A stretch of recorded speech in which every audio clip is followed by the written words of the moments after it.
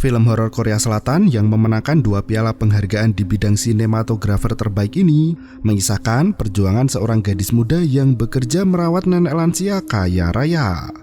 Bukannya kerja di panti jompo, Boyong lebih memilih untuk tinggal di rumah nenek Wang yang memiliki rumah megah di samping Danau Guimot.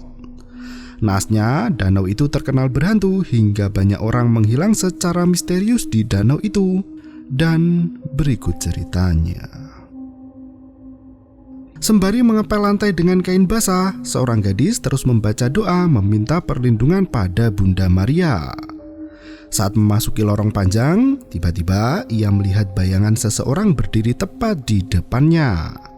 Gadis yang ketakutan langsung menyalakan lampu koridor, namun makhluk itu menghilang seketika. Saat lampu kembali dimatikan, hantu wanita berkepala menunduk berdiri tepat di depan jendela lorong itu. Gadis itu kembali melanjutkan pekerjaannya mengepel hingga tiba-tiba gadis itu berlari menjauhi rumah ke arah danau hingga kemudian gadis itu menghilang entah kemana. Dan film pun dimulai. Boyong tampak bepergian menggunakan bus umum menuju ke rumah nenek Wang. Ia berbicara di telepon dengan Sun Sim, orang yang meminjamkan banyak uang padanya. Sun Sin memberikan identitas palsu kepada Boyong untuk berpura-pura menjadi perawat lansia. Ia memaksa Boyong untuk mencuri cincin berlian seharga 30 juta dolar. Boyong yang terlilit banyak hutang terpaksa menuruti perintah itu dan langsung menutup telepon dari Sun Sim. Ia terlihat muak mendengar ocehan itu. Sesampainya di pintu masuk desa, Boyong harus berjalan kaki dengan menyeret koper besar menyusuri aliran sungai yang panjang. Kepolisian setempat menemukan jasad wanita tak bernyawa yang terdampar di tepi sungai. Seorang anak kecil tampak mengintip dari balik pepohonan dan bergegas pergi ketika Boyong menatapnya. Pria tua menyapa Boyong dan mengeluh banyaknya orang luar yang datang ke desanya, membuat masalah bertambah banyak. Boyong melangkah pergi melewati danau Guimot yang terhampar luas. Hingga di ujung danau, rumah nenek Wang terhalang pagar tinggi menjulang tepat berada di hadapan Boyong. Ia berjalan ke arah samping rumah dan menemukan bercak darah membasahi tanah dan masuk ke dalam pipa pembuangan. Kim segera menyuruh Boyong untuk masuk ke dalam rumah dan memeriksa semua berkas identitasnya. Boyong memasukkan nama menjadi Enyong yang pernah bekerja di rumah sakit jompo. Padahal dirinya sama sekali belum pernah bekerja di manapun juga. Nenek Wang tampak asik sendiri makan daging bertumpuk undung di atas piring. Kim memberikan aturan pada Boyong dilarang membawa orang lain masuk ke rumah, terutama anak-anak, karena nenek Wang tidak suka anak kecil. Kim bahkan memperingatkan Boyong untuk tidak membawa keluarganya ke rumah nenek Wang. Setelah memperkenalkan diri, koper Boyong sempat bergerak sendiri hingga membuat Kim curiga. Boyong mengalihkan perhatian mereka dengan berkata pipa pembuangan di samping rumah bocor dan membasahi tanah. Kim memberikan kamar untuk tempat tidur Boyong dan mengajaknya berkeliling rumah. Dari koper Boyong yang ditinggalkan di dalam kamar tampak keluar jari kecil anak manusia. Kim membawa Boyong berjalan ke lorong lembab yang tampak seperti rumah sakit dan menyeramkan. Kim mengaku tak akan datang ke sana lagi jika bukan karena bibinya tengah sakit. Setelah melewati lorong gelap itu, mereka sampai di kamar nenek Wang. Wanita lansia itu menderita trust issue dan suka menyembunyikan barang pribadinya. Sebagai penderita demensia, nenek Wang bertingkah seperti anak kecil dan suka mencari harta karun tersembunyi. Seketika itu, Kim terkena tetesan air dari lantai 2. Ia berteriak kencang menuduh nenek Wang dan membentaknya untuk tidak berbuat jahil. Seketika itu, Kim langsung marah melihat tingkah kekanak-kanakan nenek Wang yang suka bermain peta umpet. Kim meminta Boyong untuk bertahan di rumah itu karena sangat merepotkan kalau harus merekrut orang baru terus-menerus. Sebelum pergi, Kim mengatakan akan datang setiap minggunya untuk memeriksa kondisi nenek Wang. Ia meminta Boyong untuk segera menelpon dirinya jika Nenek Wang mulai menggila. Setelah Kim pergi, Boyong bergegas kembali ke kamar dan membuka koper pakaiannya itu. Ternyata anak Boyong yang bernama Dajong sudah keluar dari koper dan bergegas masuk memeluk ibunya. Boyong menata semua barang pribadinya di kamar yang ternyata Dajong menderita kelainan hiperaktif ADHD. Sembari menunggu ibunya beres-beres kamar, Dajong berjalan menyusuri lorong dengan membawa boneka kelinci di pelukan. Boyong langsung menghentikan anaknya dan mengatakan jika di rumah itu ada nenek mengerikan. Boyong membujuk anaknya untuk kembali ke kamar dan akan membelikan rumah boneka. Ia meminta Dajong untuk bersembunyi setiap kali ada orang yang datang. Malam harinya, Boyong menyeka kaki Nenek Wang yang selalu sibuk makan daging. Boyong bertanya pada Nenek Wang di mana tempat yang aman untuk menyimpan benda berharga karena ia membawa satu benda yang paling berharga dalam hidupnya. Nenek itu tiba-tiba berubah sikap dan memuji wajah Boyong yang cantik. Seketika wallpaper di dinding kamar nenek terkelupas dan meminta Boyong untuk merekatkannya lagi. Boyong terkesiap melihat telapak tangannya dipenuhi lendir lengket transparan. Nenek mendekati Boyong sembari berkata jika Boyong memang membawa orang lain, maka harus disembunyikan baik-baik agar tidak ada yang tahu.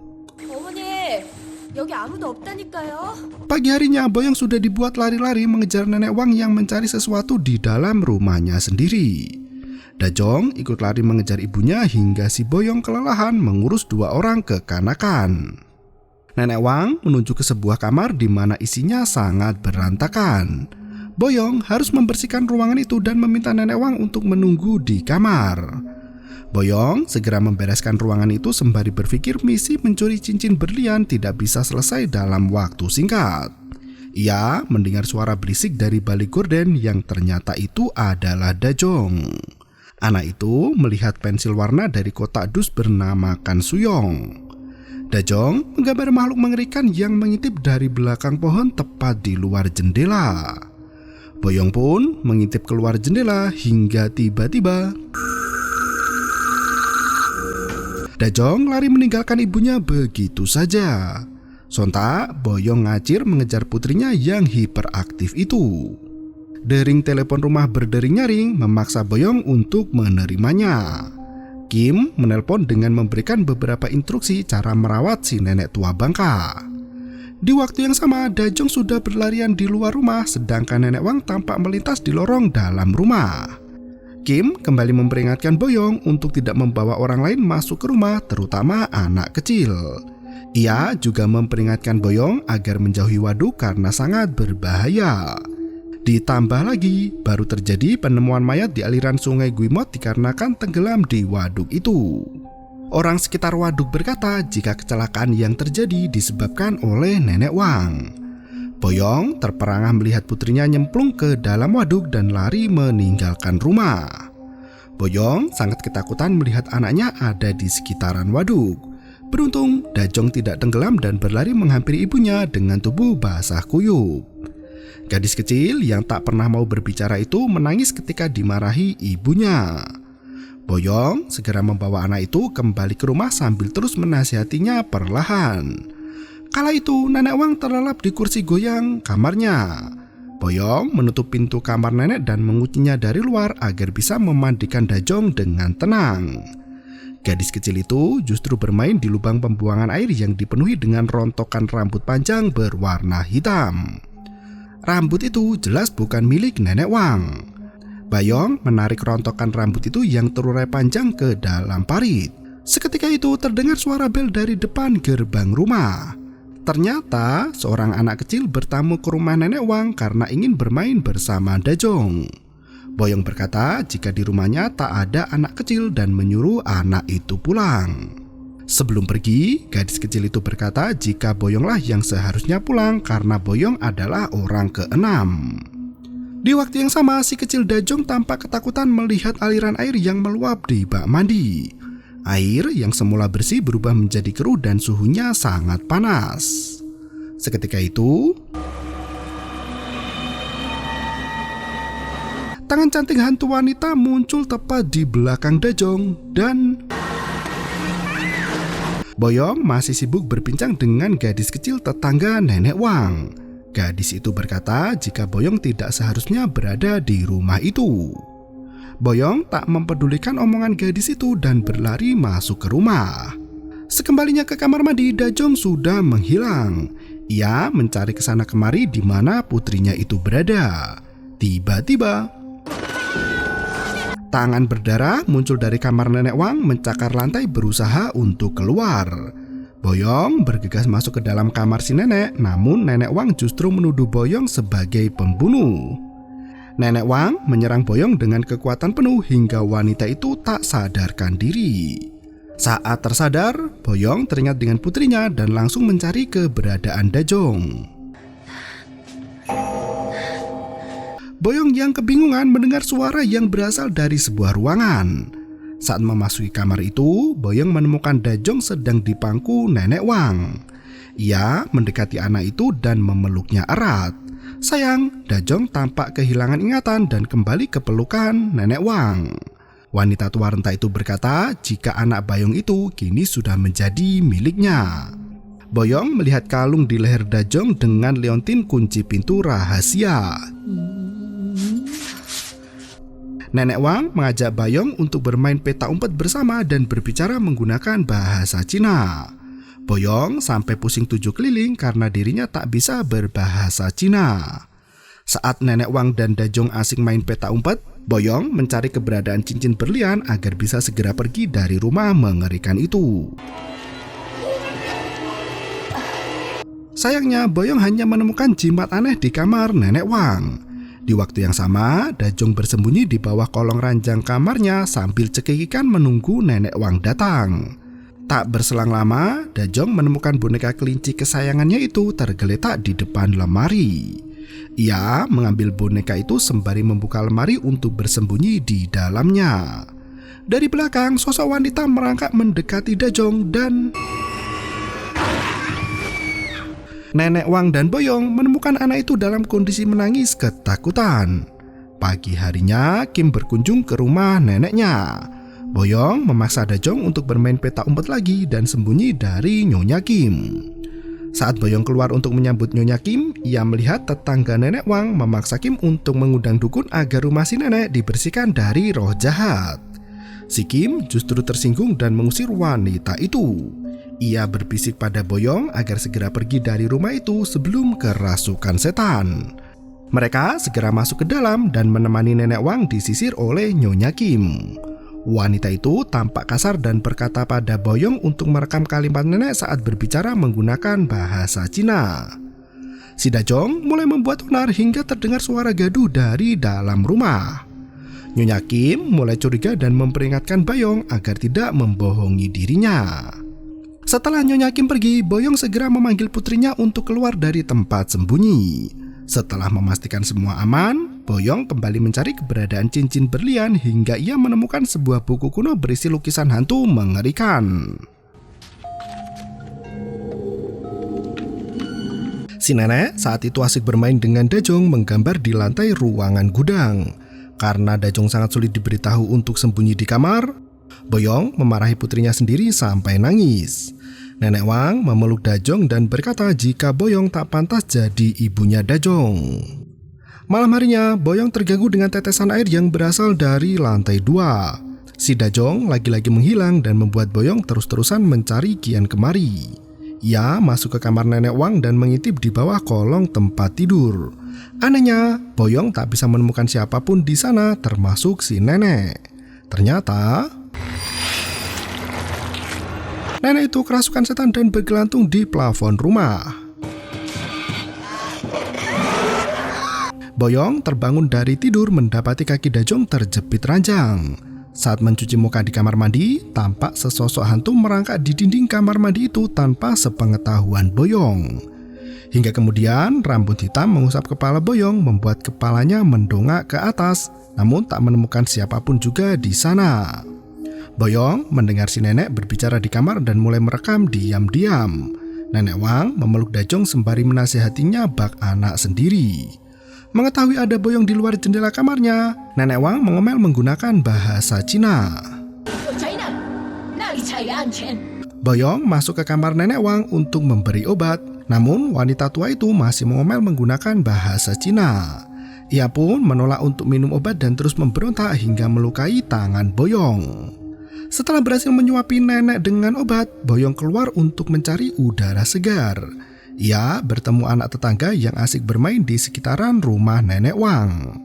Ternyata anjing anak itu terus menggonggong ke arah rumah Nenek Wang dan membuat kakek kerepotan menenangkan anjingnya itu. Saat Boyong hendak kembali ke rumah nenek, anak kecil itu berteriak jika si nenek punya satu putri bernama Xu Ying yang sudah lama meninggal. Nama Cina Xu Ying biasanya dipanggil Suyong di Korea. Nenek Wang tak terima dengan kematian putrinya hingga menganggap semua anak kecil adalah anaknya sendiri. Rumah Nenek Wang sudah dimantrai untuk memanggil orang mati. Boyong harus menyingkirkan mantra jika ingin selamat tinggal di rumah Nenek Wang.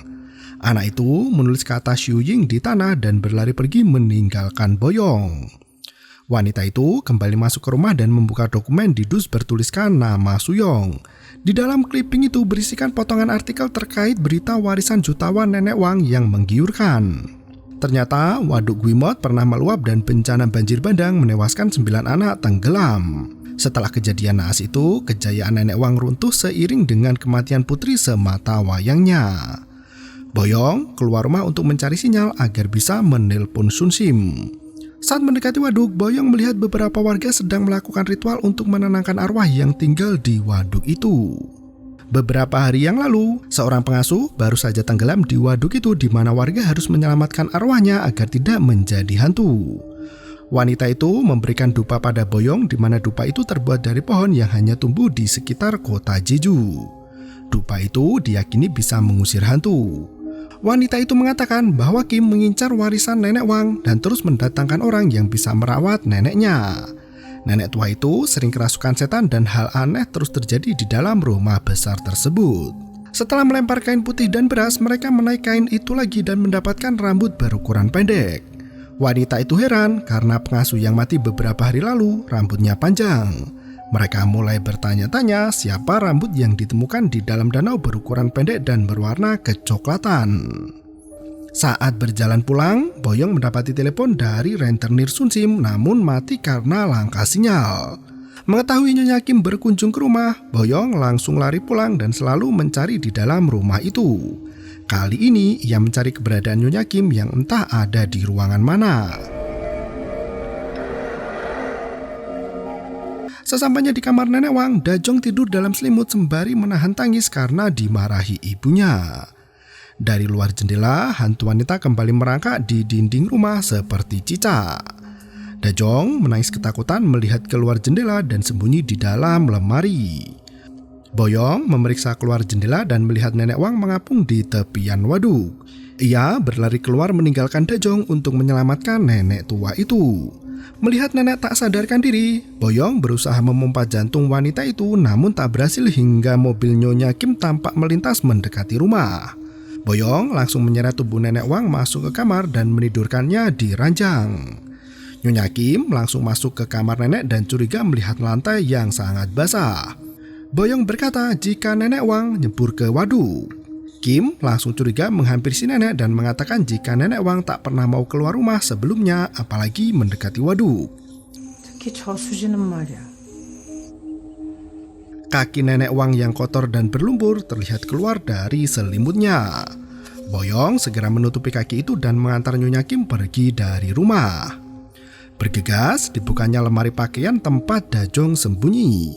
Tampaknya Dajong sudah pergi dari lemari itu. Boyong mengikuti suara berisik dari lantai 2 yang ternyata itu adalah Nyonya Kim. Melihat gambar di balik gorden, Nyonya Kim menginterogasi Boyong untuk mengakui semuanya. Boyong akhirnya mengaku jika putrinya lah yang menggambar lukisan itu di dinding. Karena Dajong masih belum ketemu, Boyong memaksa Nyonya Kim untuk membantunya mencari Dajong. Kim mencoba menenangkan Boyong dan berkata jika semua pengasuh sebelumnya juga mengatakan hal yang sama sebelum mereka meninggal. Melihat kondisi yang semakin tak terkendali, Kim memaksa Boyong untuk mengamasi semua pakaiannya dan keluar dari rumah itu. Ia menyeret rambut Boyong dan melemparkannya keluar. Boyong yang marah memukul kepala Nyonya Kim sampai pingsan. Boyong mencari keberadaan Dajong hingga masuk ke dalam waduk. Untungnya ia masih sadar dan segera menepi. Tapi kaki Boyong terjerat tanaman dan mendengar suara Dajong di tengah danau. Boyong masuk ke dalam air berjalan santai demi menyelamatkan putrinya, namun tiba-tiba tangan setan berkuku panjang mencekram kaki Boyong dan menahannya sangat lama di dasar waduk. Boyong kehilangan nafas dan terjun bebas ke dasar air keruh itu. Boyong teringat kejadian masa lalu saat dirinya kerja sebagai pembantu di rumah orang lain. Kala itu, Boyong membawa Dajong bekerja menguras kolam renang. Karena air sedang dikosongkan, kaki Dajong tak sengaja masuk ke pipa pembuangan hingga terluka parah. Boyong hanya terdiam melihat anaknya kesakitan. Seorang wanita menemukan Boyong di pasar danau, membawanya ke tepian dan berusaha menyadarkannya. Wanita itu membawa Boyong ke rumahnya karena terlalu berbahaya tinggal lama-lama di rumah Nenek Wang. Boyong masih terus membicarakan Dajong dan meminta bantuan untuk menemukan putrinya itu. Si wanita berkata jika Boyong saat ini sedang kerasukan setan hingga mengira dirinya punya anak. Sesampainya di rumah, ia menunjukkan foto putranya dulu yang tampak sangat dekat dengan Nenek Wang. Putranya berkata jika di rumah Nenek Wang ada hantunya. Sementara pengasuh sebelum Boyong juga mati di waduk karena ada hantu penunggu yang sering menyeret mangsanya ke tengah danau hingga tenggelam. Wanita itu melihat dengan mata kepalanya sendiri saat pengasuh itu diseret masuk ke waduk. Sejak saat itu ia memasang jimat di sekitar rumah hingga ke waduk. Ia memaksa Boyong untuk pergi dari rumah Nenek Wang karena hantu penunggu waduk itu merasuki tubuh si nenek. Warga yang ingin melindungi anak-anak mereka dari teror waduk itu terpaksa meninggalkan kota agar selamat sentosa. Di perjalanan pulang yang berkabut, Boyong melihat anak tetangga berjalan membawa boneka kelinci milik Dajong. Anak itu berkata jika Dajong baru saja melintasi waduk bersama Nenek Wang. Boyong merebut boneka kelinci anaknya hingga terjebur ke waduk. Anak itu merasa kasihan melihat Boyong menangis sesenggukan. Ia berkata jika Boyong harus menyingkirkan mantra di rumah Nenek Wang jika ingin menyelamatkan Dajong. Di malam yang dingin disertai tetesan hujan, Boyong kembali ke rumah itu dan disambut oleh Nenek Wang. Wanita tua itu berlari mengunci Boyong di dalam kamar setelah didesak tentang keberadaan Dajong. Boyong membawa dupa pohon jeju untuk mencari keberadaan si nenek tua. Ia melihat nenek itu berbicara dengan seseorang di balik pohon dekat danau. Ternyata Boyong menyaksikan dengan mata kepalanya sendiri sosok hantu yang selama ini dibicarakan warga. Ia bergegas keluar untuk menemukan Dajong, namun anak itu enggan keluar dari persembunyiannya. Boyong masuk ke kamar nenek dan membuka lemari pakaiannya. Di dalam lemari pakaian itu ada tulisan Cina dan foto-foto misterius dengan tangga turun menuju ke ruang bawah tanah. Ruangan rahasia si nenek biasa digunakan sebagai tempat pemujaan dengan segala ornamen dan jimat serta mantra sihir. Dajong terbaring lemah di atas simbol ritual dan langsung dipeluk erat agar tenang. Boyong membawa putrinya pergi hingga berjumpa dengan Nyonya Kim. Wanita itu langsung masuk ke dalam lemari pakaian Nenek Wang sementara Boyong berlari keluar rumah bersama Dajong. Nenek Wang sudah menunggu di luar dan menghalangi Boyong. Di waktu yang sama, Kim berhasil menemukan cincin berlian mahal, namun tiba-tiba tubuhnya diseret makhluk astral untuk masuk ke dalam ruang ritual. Nenek Wang berkata jika Dajong itu sebenarnya adalah hantu air yang hendak menipu Boyong.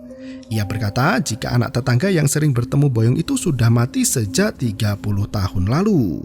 Tak ada satu anak pun yang tinggal di kota kecil itu. Nenek Wang menghalangi Boyong pergi, namun wanita itu bersikeras dan membawa kabur mobilnya Nyonya Kim.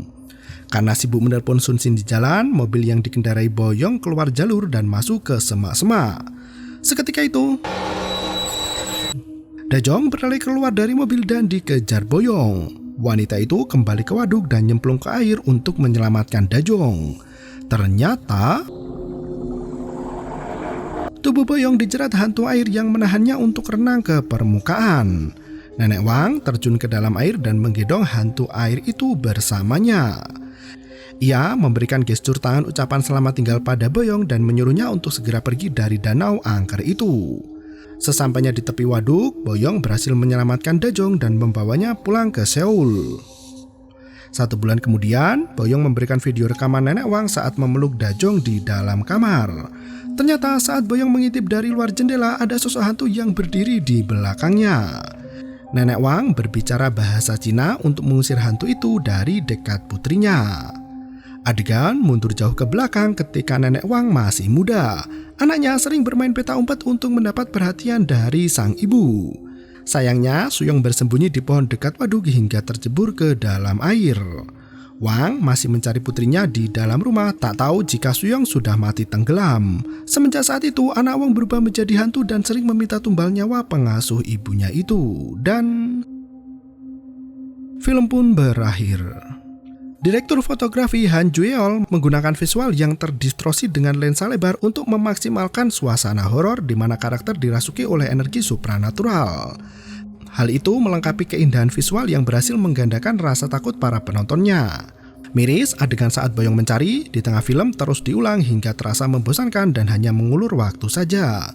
Tampaknya sang sutradara sengaja menempatkan titik jenuh di tengah film agar penonton lebih menikmati akhir film dengan sempurna. Terima kasih dan sampai jumpa. Bermau itu ketarep.